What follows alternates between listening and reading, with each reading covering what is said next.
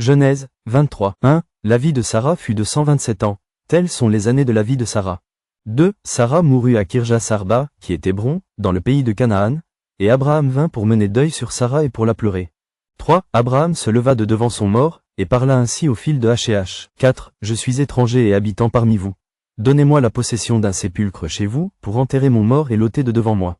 5. Les fils de H&H répondirent à Abraham, en lui disant, 6. Écoute-nous, mon Seigneur. Tu es un prince de Dieu au milieu de nous. Enterre ton mort dans celui de nos sépulcres que tu choisiras. Aucun de nous ne te refusera son sépulcre pour enterrer ton mort. 7. Abraham se leva, et se prosterna devant le peuple du pays, devant les fils de H&H. 8. Et il leur parla ainsi.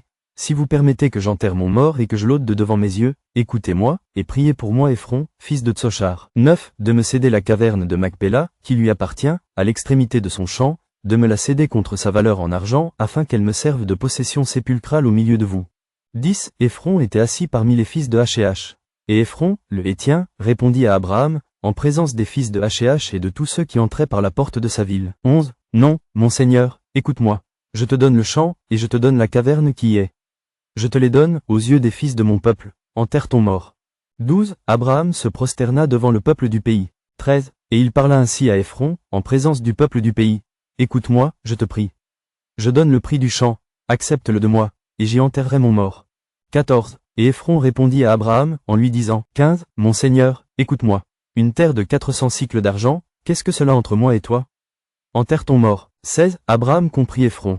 Et Abraham pesa à Ephron l'argent qu'il avait dit, en présence des fils de H&H, 400 cycles d'argent et en cours chez le marchand.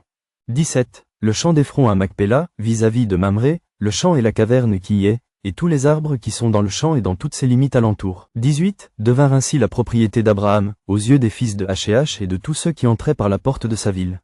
19. Après cela, Abraham enterra Sarah, sa femme, dans la caverne du champ de Macpéla, vis-à-vis de Mamré, qui est Hébron, dans le pays de Canaan.